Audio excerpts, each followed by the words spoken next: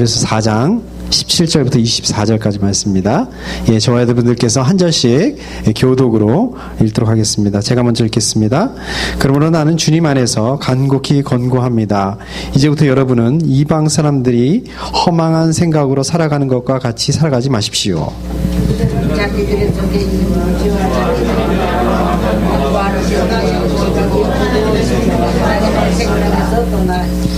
그들은 수치의 감각을 잃고 그들의 몸을 방탕에 내맡기고 탐욕을 부리며 모든 더러운 일을 합니다. 여러분이 예수 안에 있는 진리대로 그분에 관해서 듣고 또 그분 안에서 가르침을 받았으면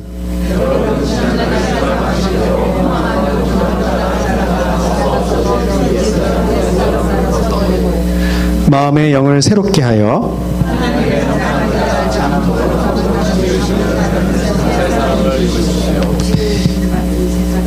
네, 감사합니다. 아멘. 감사합니다.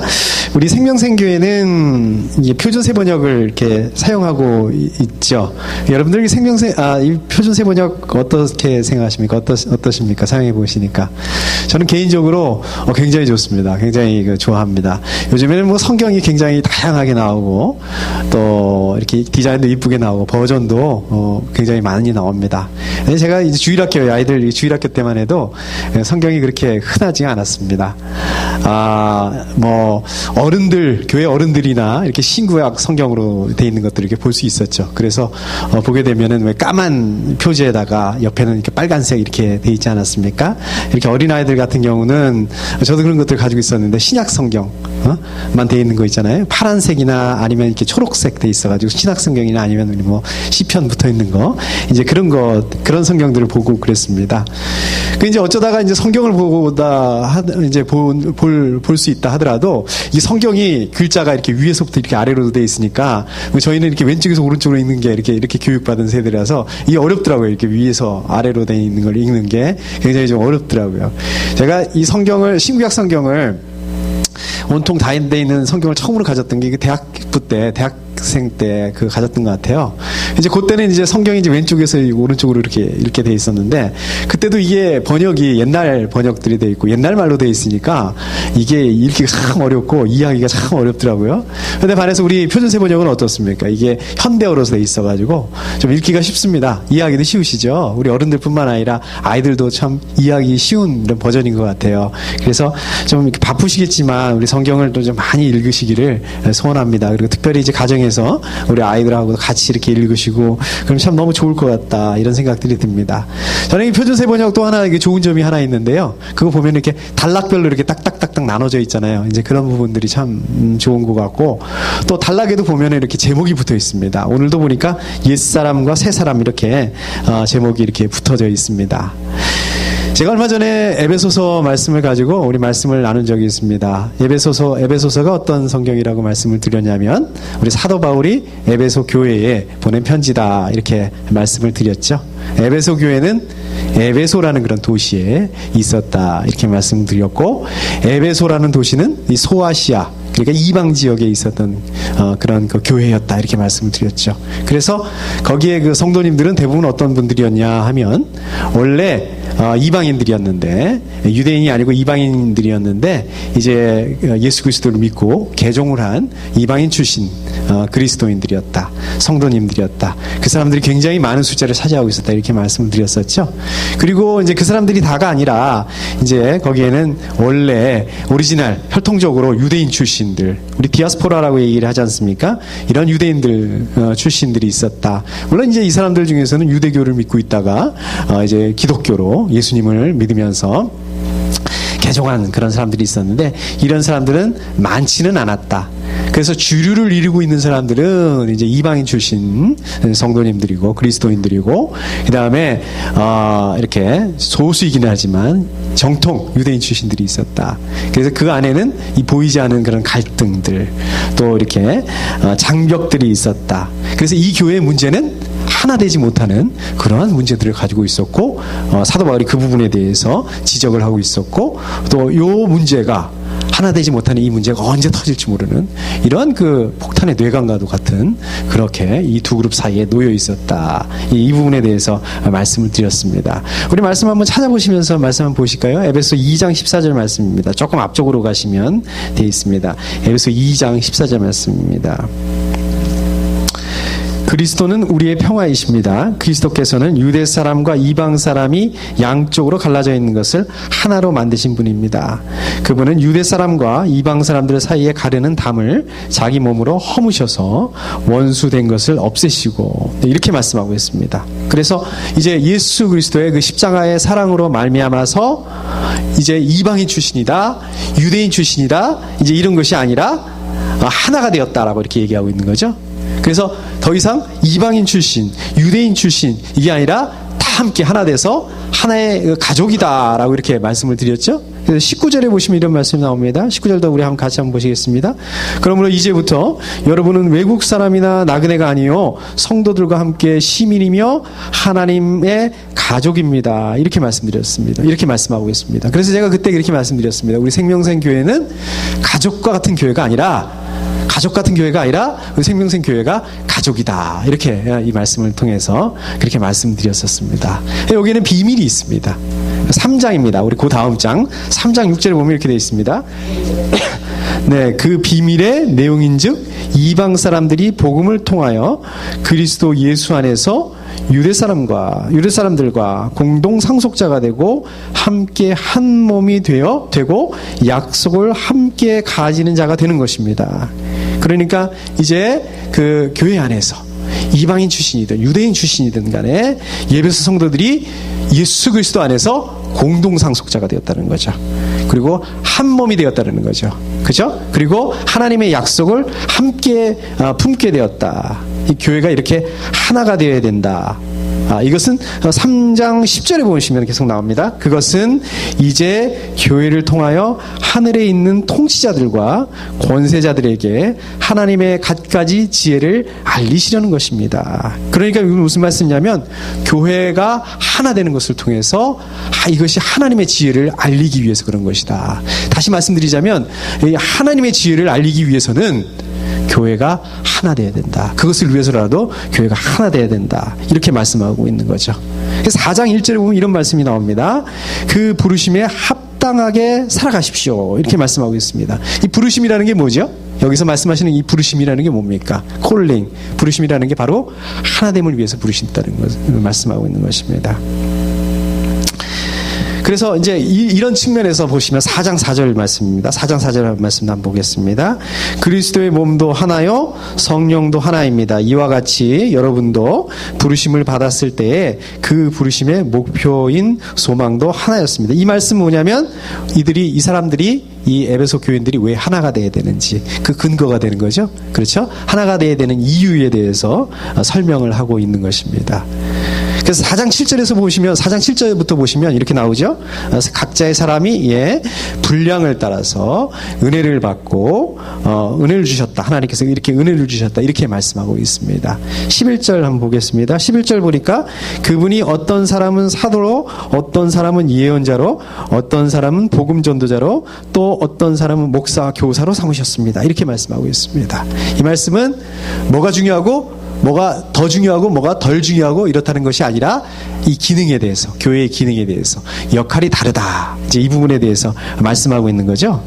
그래서 이렇게 다양성을 통해서 교회의 12절 말씀 한번 보겠습니다. 12절 말씀 보면 이렇게 되어 있습니다. 그것은 성도들을 준비시키셔서 봉사의 일을 하게 하려고 그리스도의 몸을 세우게 하려고 하는 것입니다. 그러니까 이게 다양성을 통해서 교회를 온전케 하려는 것이다. 이렇게 말씀하고 있습니다. 이게 좀 복잡한데요. 그러니까 정리해서 말씀드리자면 이겁니다. 교회가 하나 돼야 된다. 하나 돼야 되는데 이거는 어떻게 획일적인 그런 하나가 되는 것을 말씀하고 있는 것이 아니다. 이게 유니폼처럼 똑같이 이렇게 하나가 되어야 된다는 것이 아니다.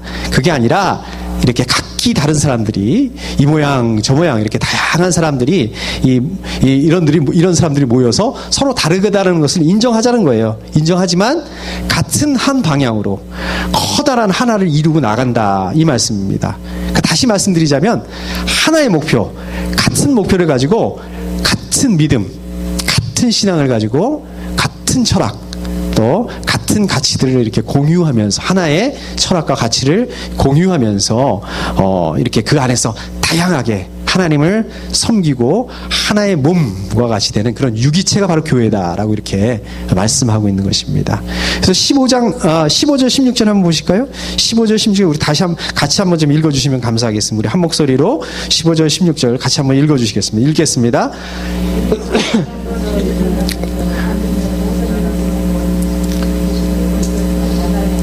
온몸은 머리이신 그리스도께 속해 있으며 몸에 갖추어져 있는 각 마디를 통하여 연결되고 결합됩니다. 각 지체가 그 맡은 분량대로 활동함을 따라 몸이 자라나며 사랑 안에서 몸이 건설됩니다. 네, 이렇게 말씀하고 있는 것입니다. 그래서 이렇게 15절, 16절까지 말씀이 이어지고 이제 오늘 본문 말씀 17절 말씀으로 이어지게 됩니다. 17절 그 하반부에 보면 이렇게 말씀하고 있습니다. 이제부터 여러분은 이방 사람들이 허망한 생각으로 살아가는 것과 같이 살아가지 마십시오. 이렇게 얘기하고 있습니다. 이 말씀 무슨 말씀이냐면 이렇게 교회가 하나됨을 이루지 못했을 때 그 하나됨으로 부르셨다고 얘기하지 않으셨습니까? 아까 부르심, 하나됨을 위해서 부르셨다고 얘기하지 않으셨습니까? 그 부르심, 교회의 사명을 이루지 못하게 됐을 때는 이렇게 허망한 생각처럼 살아가는 그런 사람들처럼 돌아가게 될 것이다. 그러지 말라. 이렇게 말씀하고 있는 것입니다.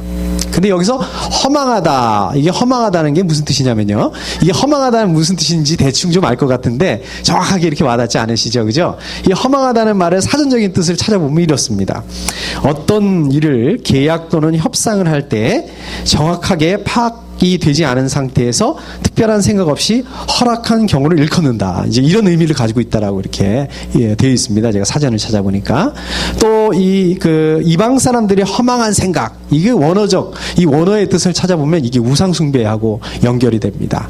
그러니까 이 말을 다시 말씀드리자면 이제 험한 생각이라는 것은 하나님을 알지 못하는, 그러니까 하나님으로부터 이렇게 분리되어 있는 거죠. 그렇죠? 하나님으로부터 이렇게 분리되어져 있으니까 하나님의 말씀을 따라가는 것이 아니라 이 사단이 주는 생각들, 이 사단이 주는 그 생각들이 이게 뭔지 잘 모르면서 잘 알지 못하면서 다른 사람들이 그렇게 하니까 그대로 따라간다는 거예요.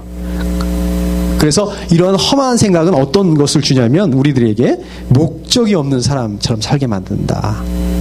또 허망한 생각은 아주 헛된 것들 가운데 그런 헛된 것들, 그런데 욕망을 가지게 한다. 그 다음에 무책임한 행동을 하게 한다. 이렇게 말씀하고 있는 것입니다.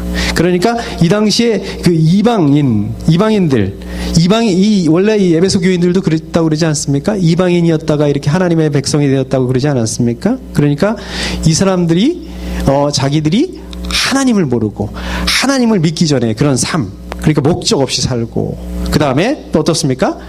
헛된 것에, 그런데 욕심을 가지고 욕망을 가지고 살았던 것들, 또 아무런 그런 가치 없는 것들, 이 공허한 것들, 이러한 그 삶 모습, 이러한 옛 모습, 이런 옛사람으로 돌아가지 말아라. 이렇게 권면하고 있는 것입니다. 오늘 말씀을 통해서요. 그리고 이제 계속해서 보시면 이런 그 하나님을 모르고 사는 사람들에 대해서 그 상태에 대해서 설명하고 있습니다. 디테일하게 자세히 설명을 하고 있습니다. 이 사람들에 대해서 얘기하는 거 보면 무지하다라고 말씀하고 있습니다. 무지하다는 게 무슨 뜻일까요? 모른다는 거죠, 그죠? 뭘 모른다는 것일까요? 죄에 대해서 무지하다라고 이렇게 말씀하고 있습니다. 죄에 대해서 모른다는 얘기입니다. 그 다음에 보면은 마음의 완고함, 이 말씀이 무슨 말이죠? 마음이 굳어졌다. 마음이 잘못을 합니다. 잘못에 대해서 양심의 가책을 느끼지 않은 거예요. 무감각한 상태가 되는 것을 말합니다. 참 요즘의 세태를 보게 되면, 요즘의 세상 사람들에게 살아가는 것들 보면, 세상의 가치를 따라서 살아가는 것들을 보면 딱 맞는 것 같아요. 옛날에는 그런 것 같아요. 이전에는 좀 부끄러운 일을 하는 사람들, 이렇게 부끄러운 일 자체를 하는 것도 잘못된 거죠. 그런 것도 하지 말아야 되죠. 그래도 그때는 좀 양심이 있었던 것 같아요. 그래서 부끄러운 일을 하게 되면 거기에 대해서 변명하게 되고, 거기에 대해서 막 거짓말하게 되고, 막 이제 이러지 않았습니까? 그러니까 부끄러운 거를 그래도 조금이라도 이렇게 알지 않았습니까? 근데 요즘에 보면 이 부끄러운 일이 부끄러운 일이라는 사실을 알지 못하는 것 같아요. 그래서 보면은 막 느끼지 못하는 거예요. 양심의 가책이나 이런 것들 가책을 느끼지 못하는 것 같아서 죄를 짓게 되면서도 막 그러지 않습니까? 오히려 적반하자고. 그래서 어떡하라고? 어쩌라고? 이제 이렇게 얘기를 하는 그런 것들을 참 많이 보는 것 같아요. 이런 것들이 바로 오늘 본문 말씀에서 말씀하고 있는 이 마음의 완고함이다. 이렇게 말씀하고 있습니다. 그러니까 이런 이방 사람들은, 하나님을 모르는 사람들은 이 죄에 대해서 무지하고 자기의 잘못에 대해서 양심의 가책을 느끼지 않는다. 이런 거죠. 마음의 완고함 때문에 지각이 어두워지고 그 다음에 영적으로 죽은 자가 되었다. 이렇게 되는 것입니다. 영적으로 죽게 되니까 어떻습니까? 하나님으로부터 분리되고 하나님으로부터 끊어지게 되고 이렇게 되는 거죠. 그러니까 하나님으로부터 끊어지게 되니까 아까 우리 양 목사님 얘기하신 것처럼 포도나무에서 떨어져 나가게 되니까 어떻습니까? 죽게 되고 완전히 감각을 잃어버리게 되는 거죠. 아픈 일이 있어도요, 아픈 것을 모르게 됩니다. 아프지가 않습니다. 제가 지난 여름에 이 오른쪽 눈이 좀 문제가 돼가지고 갑자기 이렇게 수술을 하게 됐습니다. 어떤 문제가 있었냐면 이 망막이라고 있습니다. 망막이라는 게 뭐냐면 이 눈에 이 안쪽에 보면은 이게 붙어 있는 그런 그 막인데요. 요게 이제 사진기로 말하자면 필름 같은 그런 겁니다. 요즘에는 뭐 이 필름이 있는 사진기가 없잖아요. 그런데 이제 이렇게 뒤쪽에 있어가지고 요게 이렇게 사물을 인식하는 그런 건데, 이제 이게 막이 지금 막 자꾸 떨어지고 있다는 거예요. 그래서 급하게 수술하지 않으면은 이제 실명을 할 수 있다. 그래서 급하게 수술을 해야 된다. 이제 이렇게 얘기를 했습니다. 그래서 전문의를 만나고, 그래서 지금 어떻게 수술을 해야 되는가 이제 이게 물어봤더니, 알아봤더니 이제 눈 뒤쪽에 있으니까, 망막이 눈 뒤쪽에 있으니까 눈에 있는 걸 다 파내고서 그 다음에 그 떨어져 있는 그 막을 이렇게 붙여야 된다. 이렇게 얘기를 하더라고요. 그래서 이제 뭐 급하게 이제 수술을 하기로 결정을 하고, 이제 다음날 이제 수술을 해야 되는데 가서 잠을 저녁에 밤에 이제 잠을 자야 되는데 이게 잠이 안 오더라고요. 이 가만 생각하니까 이게 아무리 마취를 한다 그래도 이 눈을 파낸다는데 이게 어떻게 되는 건가, 이게 괜찮은 건가, 이제 걱정도 되고 두려움도 되고 잠이 안 와요. 근데 이제 제가 어렸을 때, 여러분들 혹시 그러시는지 모르겠지만, 제가 어렸을 때 이렇게 생선 반찬 나오면 눈 빼먹는 걸 굉장히 좋아했어요. 그래서 막 동생하고 막 싸우고, 먼저 먹겠다고 이제 막 싸우고 이제 막 그랬거든요. 이제 그 생각이 막 나는 거예요. 그래서, 그때 왜 내가 그 눈을 파먹었나, 생선 눈을 파먹었나, 그때 동생한테 양보할 걸. 이게 그때 파먹어가지고 이 생선이 저한테 복수를 하는 건가, 하여튼 별 유치한 생각까지 다 들고 이 눈을 파낸다는 것에 대해서 참 이게 걱정이 많이 됐습니다. 그래서 하여튼 그 다음날 아침 일찍 이제 수술실에 수술을 받으러 이렇게 갔습니다. 갔는데 먼저 이렇게 혈압을 체크를 하더라고요. 혈압을 체크하고 이제 그 다음에 하는 게 이제 마취를 이렇게 하는데, 이제 저는 부분 마취를 해가지고 정신이 있었습니다. 정신이 이렇게 있었는데, 그리고 이렇게 제가 또 수술이라는 걸 또 처음 그때 이렇게 한번 해봤는데, 그거 신기하더라고요. 마취를 하니까 모르겠어요. 진짜 눈을 이렇게 파내는 것 같아요. 진짜 느껴져요, 이게 느껴지는데 아프지는 않더라고요. 희한하게 조금 이제 따끔따끔하고 이제 이런 것들은 느껴지는데 정말 완벽하게 아프지가 않더라고요. 이게 오늘 말씀에서 수치의 감각을 잃었다, 이게 바로 이겁니다. 감각이 없다라는 거예요. 감각이 없는 정도가 아니라 눈을 파내고 있는데도 이걸 모른다는 거예요. 그러니까 하나님을 믿지 않고 하나님을 모르는 사람들은 하나님의 말씀을 무시하고 죄를 짓고 이거 아닌데 하면서도 어떻습니까? 전혀 감각이 없는 거예요. 양심의 가책을 느끼지 못한다는 것입니다. 그냥 그 무감각한 상태에서, 그냥 취한 상태에서 자기 자신을 방탕에 내맡긴다는 것입니다. 수치도 모르고 두려움도 모르고 그냥 그 육체적인 욕심, 욕망, 감각적인 것들에 따라가서 이렇게 산다는 그러한 말씀입니다. 요즘 기사들 보면 어떻습니까? 별의별 얘기들이 다 나와요.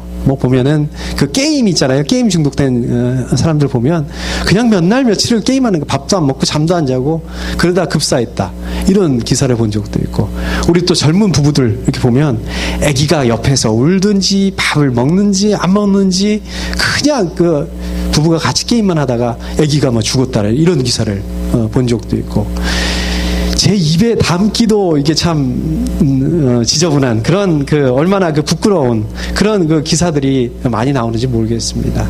최근에 제가 아주 경악할 만한 그런 기사를 한번 본 적이 있습니다. 여러분들도 혹시 이런 기사를 본 적이 있으실 거예요. 우리 한번 화면을 보시면서 말씀을 한번 나눠보도록 하겠습니다. 네. 저 이제 기사가 뭐냐면 인간의 탐욕이 낳은 하얀 흑인의 비극이라는 그런 제목의 기사였습니다. 저기 그 3명 저기 아이가 있는데 가운데 아이를 보시면 조금 이상하죠, 그죠? 저 아이가 원래는 흑인으로 태어난 아이랍니다. 근데 이제 알비노라는 그런 백색증에 걸리는 환자라고 합니다. 저게 뭐냐면 원래 선천적으로 이 멜라닌 색소라는 게 있어서 이제 그게 이제 색깔을 만드는 건데 이제 그 멜라닌 색소가 부족한 거예요. 그래서 흑인으로 태어났지만은 저렇게 하얀 피부를 가지고 있는 하얀 흑인이라고 합니다.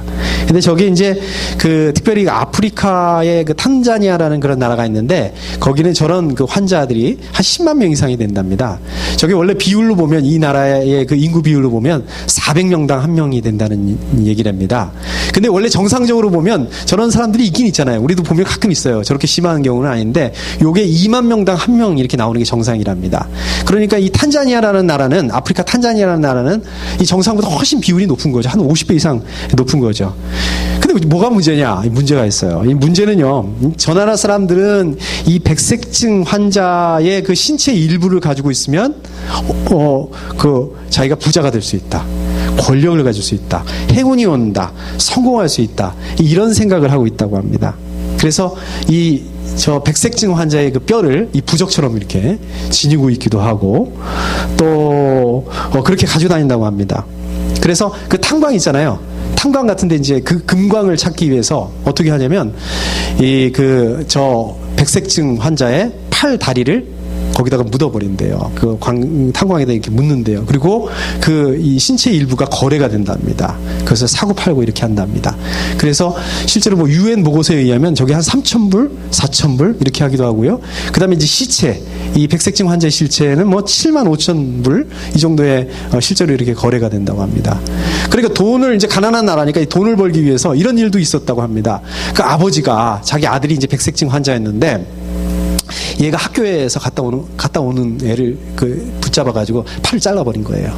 그래서 그 팔을 이렇게 팔기도 하고 또 남편이 이제 부인이 이제 백색증 환자였는데 자고 있는 부인을 그 팔을 잘라가지고 이거를 팔기도 하고 이런 일이 실제로 있었다고 합니다. 그리고 이제 백색증 환자 이 무덤을 이제 파헤쳐가지고 이렇게 시체를 훔쳐가기도 하고 이런 일이 있었다고 합니다. 이게 실제로 이게 선거철이 되면은 굉장히 이 사람들이 더 위험하대요. 왜냐하면 이 주술사들이 부추겨가지고 정치인들을 부추겨가지고 이제 더 이제 이런 위험에 처하게 되는 그런 상황을 가지고 있다고 합니다. 이제 화면을 꺼주셔도 되겠습니다. 그러니까 19절 말씀에 보면 이런 말씀이 나와요. 탐욕을 부리며 모든 더러운 일을 합니다. 이렇게 말씀하시는데 바로 이 말씀이신 거예요. 오늘 이 기사를 보게 되니까 이게 참 탐욕이라는 거예요. 이 탐욕 때문에 이러한 일들을 우리가 한다라는 거예요. 그렇게 이게 바로 당시에 하나님을 모르고 하나님과 관계없이 살았던 이 이방인들의 모습이었다는 거예요. 이 모습이 이러한 삶이 어떤 삶이었냐면 지금은 이제 그리스도인들이 되었지만 이 사람들이 예수 그리스도를 만나기 전에 예수 그리스도를 믿기 전에 이 사람들의 모습이 바로 그렇다는 것입니다. 우리는 어떻습니까? 이 자리에 계신 저와 여러분들께서도 예수를 만나기 전에 이러한 모습이었다는 것입니다. 이것이 바로 옛사람이다. 옛 모습이다라고 말씀하고 있는 것입니다. 그런데 이제 예수 그리스도의 십자가로 말미암아서 십자가의 은혜로 말미암아서 이제 그 성도님들이 또 우리들이 새 사람이 되었다라고 말씀하고 있습니다. 21절 하반부에 보니까 이렇게 되어 있습니다. 또 그분 안에서 가르침을 받았다면 이게 무슨 말씀입니까? 성령님 안에서 하나됨에 대한 그런 가르침 그것을 듣고 합당하게 살았다면 이런 말씀입니다. 22절에 보니까 여러분은 지난날의 생활 방식대로 허망한 욕정을 따라 살다가 썩어 없어질 그 옛사람을 벗어버리고 이렇게 얘기하고 있습니다. 그러니까 우리가 예수를 믿기 전에 그런 행동, 우리가 예수를 믿기 전에 그런 삶, 태도, 성격, 습관, 이런 육체적인 본능들 이런 것들을 다 벗어버리고 사단, 그 다음에 그 사단의 그 세력들의 그런 지배하에서 살고 있는 그런 삶을 청산해버려라 이렇게 말씀하고 있는 것입니다. 23절에 보니까 마음의 영을 새롭게 하여 이 말씀 무슨 말씀입니까? 매일매일 계속해서 성령님에 의해서 마음을 새롭게 하라, 이런 말씀인 것입니다. 24절을 우리 같이 함께 한 목소리 읽겠습니다. 하나님의 형상을 따라 참 의로움과 참 거룩함으로 지으심을 받은 새 사람을 입으십시오. 아멘. 그렇습니다. 그러니까 죄로 잃어버렸던 우리 안에 있는 그 하나님의 형상, 다시 말씀드리자면 우리 안에 그 하나님의 그 선하심, 우리 안에 그 하나님의 그 창조의 그 온전하심, 이런 그 하나님의 그 창조의 그 원리들, 이런 것들이 이제 그리스도 안에서 우리 안에서 회복을 시키셨는데, 이제 그 하나님의 백성인 우리 그리스도인들이 이 그리스도를 본받게 하심으로 말미암아서 이제는 하나님의 뜻에 합당한 그런 삶을 살 수 있도록, 감당할 수 있도록 이렇게 새 사람으로 만드셨다는 말씀입니다. 그래서 우리 그리스도인들은, 그래서 우리 저와 여러분들은 이제 이러한 그 새 사람의 그 하나님의 형상을 가지고 이 재창조된 이러한 그 사람으로서 이러한 그 합당한 삶을 살아내야 된다라고 말씀하고 있는 것입니다. 여러분, 그렇습니다. 우리가 신문 기사를 볼 때마다 이런 말들이 많이 나와요. 절로 나옵니다. 말세야, 말세. 차마 입에 담기도 이 부끄러운 그런 엽기적인 그런 사건들이 나옵니다. 아까 말씀드렸던 우리 탄자니아 이 하얀 흑인의 비극, 이런 것들이 바로 허망한 생각으로 살아가는 이 세상 사람들의 모습이다. 세상의 가치관을 따라서 살아가는 사람들의 그런 모습이다. 수치의 감각을 잃고 자기 몸을 방탕에 내맡기는 그런 사람들이다. 이 본능에 충실하게 이 자극적인 것들을 찾아가서 사는 그런 사람들의 모습이다. 이 탐욕을 부리면서 더러운 일을 하는 그런 사람들의 모습이다. 이야기입니다. 맞습니다. 그러나 우리 그리스도인들도, 바로 우리들도, 저와 여러분들도 이 정도는 아니죠. 비록 이 정도는 아닐지 모르겠지만 우리가 예수를 만나기 전에 우리도 마찬가지로 이 본능을 따라서, 이 탐욕을 따라서 이 세상의 성공과 출세를 향해서 달렸다라는 것입니다. 그런데 이제 어떻게 할 거냐는 겁니다. 결정하라는 겁니다. 하나됨이라는 그런 부르심을 포기하고 옛사람으로 돌아갈 것이냐, 아니면 이제 마음을 새롭게 하고 새 사람을 입고서 우리가 그러한 삶을 살아낼 것이라는 것입니다. 이제 그것을 결정하라는 것입니다. 우리 예수 그리스도의 지체가 되시고 우리 교회의 그 한 몸 되신 우리 생명샘, 우리 가족 여러분들도 이 새 사람을 입으시기를 소원합니다. 예수 그리스도의 새 사람을 입으시고 이 새 사람의 합당한 그런 삶을 감당하시고 살아가시고, 이런 삶을 통해서 하나님께 영광을 돌릴 수 있는 귀한 우리 생명샘 가족들 다 되시기를 소원합니다. 우리 함께 기도하겠습니다.